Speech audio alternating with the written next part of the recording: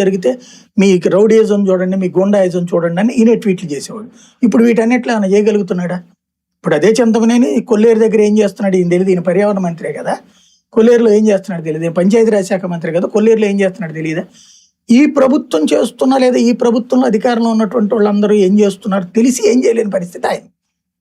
అలాగని చెప్పేసి వదిలేస్తే తన భవిష్యత్ రాజకీయం ఏంటి? ఇప్పుడు కాబట్టి తన ఎస్టాబ్లిష్మెంట్ ఏదో ఒకటి చేసుకోవాలి.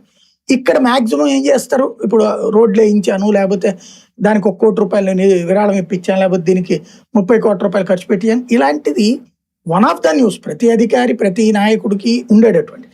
దీనివల్ల ఫోకసింగ్ ఎక్కువ కావట్లేదు. ఇంకోటి, లోకేష్ సీఎం చేశాక తన కార్యకర్తలు ఎంతవరకు కంట్రోల్లో ఉంటారో తెలియదు. ఇప్పుడు మొన్న ఎలా అయితే ఒక గేమ్ నడిపారో, ఏది గత 15-20 రోజులు గొడవల తర్వాత రాజ్యసభ తీసుకెళ్ళి లింగమనేనికి ఇచ్చారు. ఎవడు మాట్లాడకుండా కంట్రోల్ చేశాడు కదా. మామూలుగా అయితే అదే ఇదివరకు అయ్యి ఉంటే కనుక జనసేన వాళ్ళే క్వశ్చన్లు చేసేవాళ్ళు, వాళ్ళకి బానిసలుగా చేస్తున్నామా అది ఇదని అందరూ పోస్టులు పెట్టేవారు. ఆ పోస్టులు పెట్టకుండా ఈయన ఎదురుదాడి చేసేసేయడంతో కంట్రోల్ అయింది కదా, కంట్రోల్ అయిపోయారు.